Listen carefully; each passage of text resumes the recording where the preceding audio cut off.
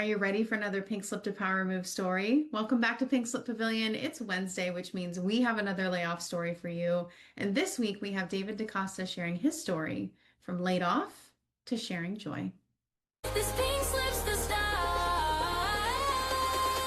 not the end. Welcome to the Pink Slip Pavilion, David. We're so excited to have you in the pavilion with us today. Thank you for having me. Excited Yeah, to talk with you here. absolutely. We have to start with the most important question, which is, have you ever gotten that pink slip, that unexpected notice that you're going to lose your job? Yes, yes. Three times in the last 10 years. Three times. Okay, let's dive in. Set the stage. Where were you in life at each time? Okay, cool. First ever layoff. I was working at a vacation rental company here in Portland. And it was March 2020. Mm, And we had already been told stay home from the office. There's like this weird bug going around that people are getting sick from.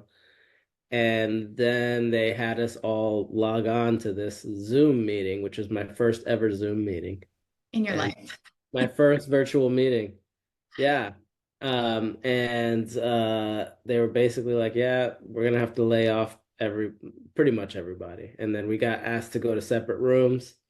When I got into my separate room and I looked around and saw who was there, I was like, okay, looks like I'm gonna be getting laid off here. Oh my gosh.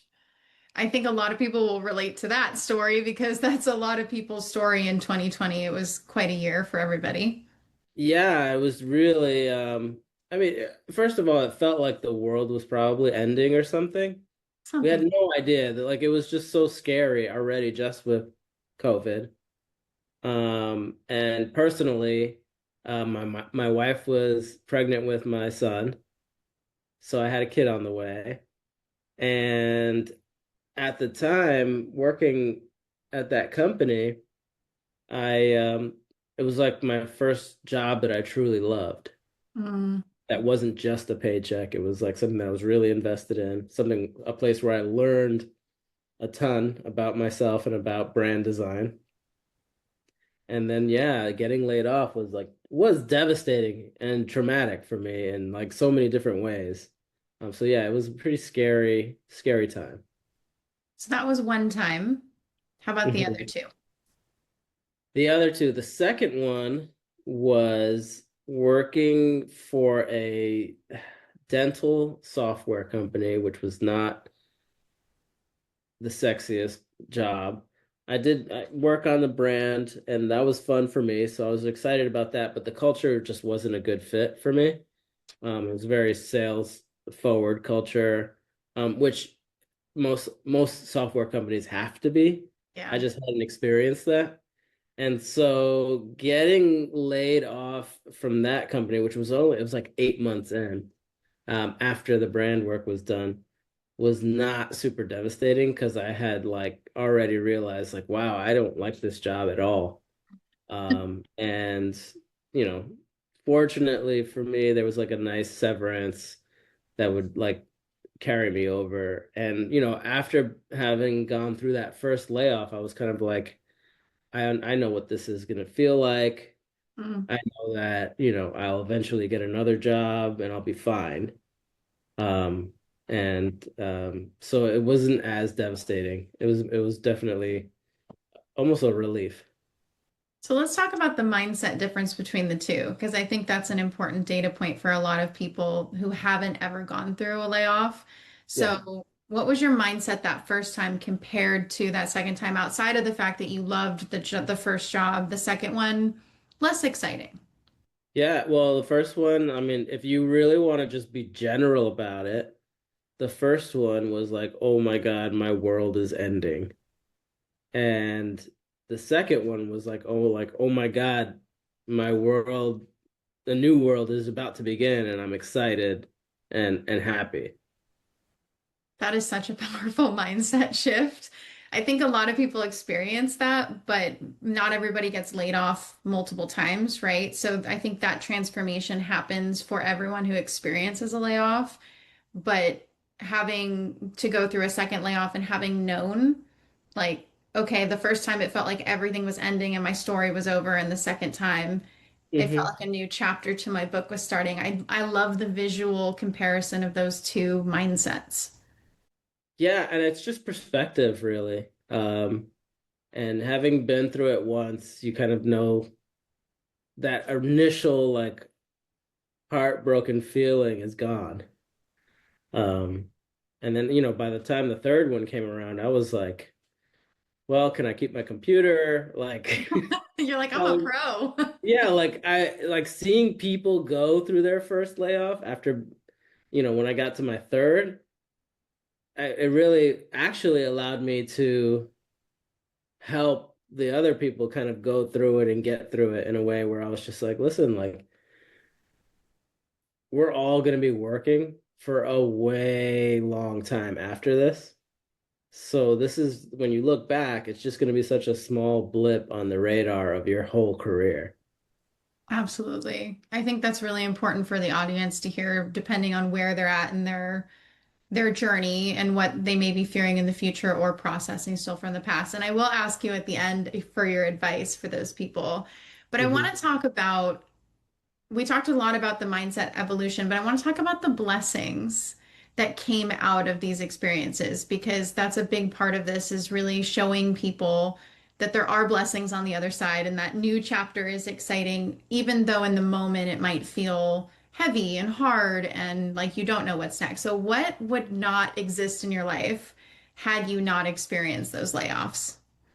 Um, well, like firstly, I think the the drive inside of me to kind of support myself and my family, but also the belief in myself that I can support myself and my family through uh, work that I'm getting in myself and being kind of like this entrepreneur, business owner, and creative. So I'm able to use my creativity now, not to support somebody else's business directly, but more so myself. So, that autonomy. Yeah.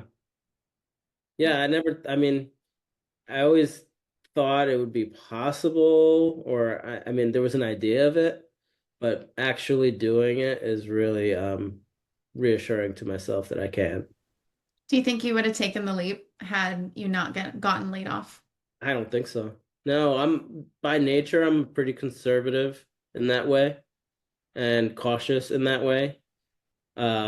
So I don't think I would have just been like, you know what, I'm just gonna give it a go and try it out myself.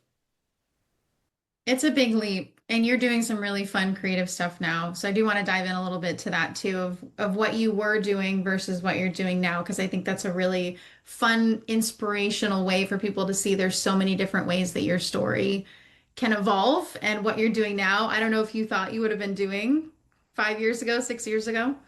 No, but it's interesting because I was unknowingly building relationships 5 and 6 years ago that would put me in the position today to be doing work for these small businesses and local clients. That's awesome. And you have a book or two or Uh, three or four. or Uh, four. yes. I mean, yeah, that second layoff uh put the battery in my back. It was a good timing at the time of the layoff. My daughter was coming home from school trying to tell jokes. She was 6 at the time, and the jokes really weren't making sense, as is typical for a 6-year-old. So I worked on a joke that made sense with her. What did the glue say to the tape? Let's stick together. And I did a little drawing because that's just what I would doodle. And I was like, oh, this is something here. Like, this is interesting. And I kept on working with other jokes with her on other jokes and doing little drawings. And then I realized like I had something. And that's when the first book came. And once I had the name, Jokey Jokes, I just, the second two wrote themselves. I already knew once I did the first one, it was going to be jokier jokes and jokiest jokes.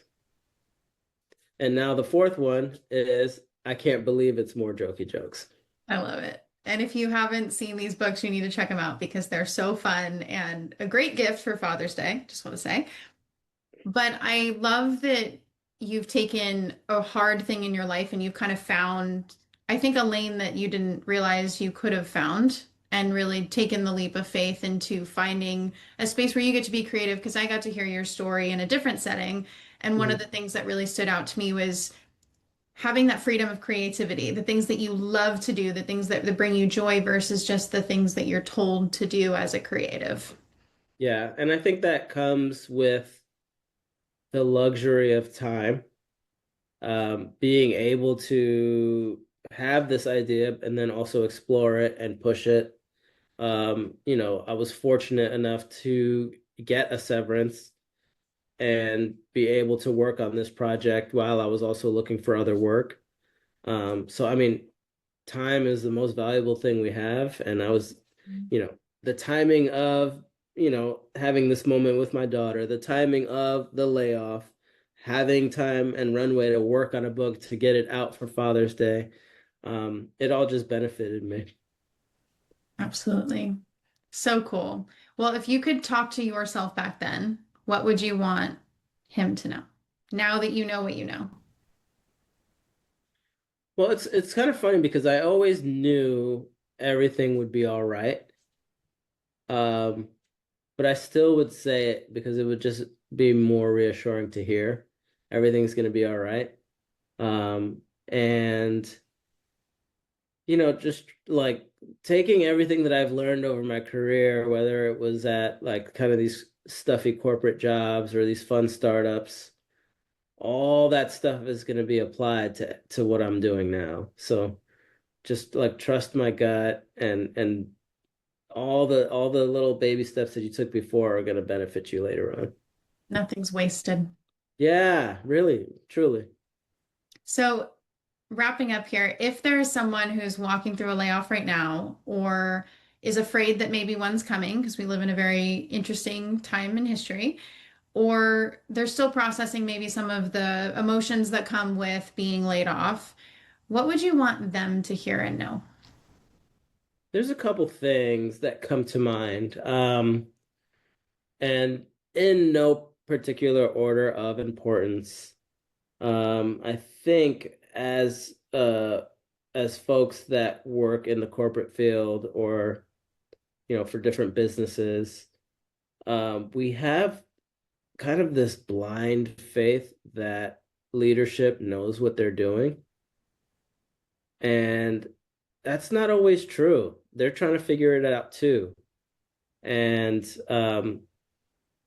some people are just actually not meant to be leaders at companies, 100%. and not all companies survive. And so if you have that perspective, I mean, some leadership does things that maybe are not forgivable, but I think you have a little bit more grace for them in that they're also trying to figure things out. And I certainly don't want to be a CEO of any company.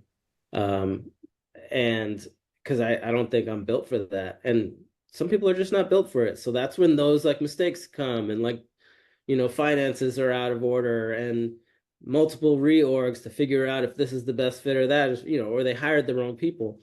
So, it's not your fault. It's, somebody's running the show, and sometimes those people make mistakes and that affects everything. So I think that gives you a little bit more grace and understanding for the situation. Mhm. Um, Also, um, like I said before, we're all gonna work for a long time. We're not in the days of like, working in factories where it takes a physical toll on you, where you have to stop working by the time you're 65, 70. I think we're all going to be working for, in this digital space and digital age, we're all going to be working for a really long time in some way or another. So just know that if you're getting laid off today or tomorrow, no matter what your real age is, you still have a long way to go to work and define, what work is for yourself. I love the perspective of how long life is because oftentimes when we go through crisis, we're in the moment and we forget that, well, maybe you're 30, maybe you're 40, maybe you're 50. But if you're going to live to be 100, if you're going to live to be 80, if you're going to live to be 120, we don't really know, right? But I love Hmm. the perspective of the whole journey instead of a moment in time. Yeah. Yeah, I think we all have that like that long runway ahead of us that we sometimes don't realize when we focus on, and it's natural and healthy to be concerned that Mhm. your primary source of income is changing. But once you get beyond that, I think it's helpful to look out and see what's ahead of you. So powerful. Well, thank you, David, for joining me in the pavilion. And I know that this episode is going to help somebody out there who is walking this journey. So just really appreciate you taking the time to talk and share your story. Absolutely. Thanks for having me. Hope my babbling can help somebody. Definitely. Well, I hope David's story inspired a little bit of joy in your day and maybe even some creativity. If you're walking through a layoff right now, please remember this is a moment in time. This is not a definition of your life. And you can choose to find a little bit of joy along the way as you grow through and you move through all of the things that come with this experience. If you feel inspired to connect with David, his contact information will be in the description of the episode. And please check out his books because they will certainly put a smile on your face. If this episode didn't, the books will definitely do it. And we'll be back next Wednesday and every Wednesday with another layoff story because we're here to remind you that your pink slip is just a power move in disguise. I'll see you next week. This pink slips the style.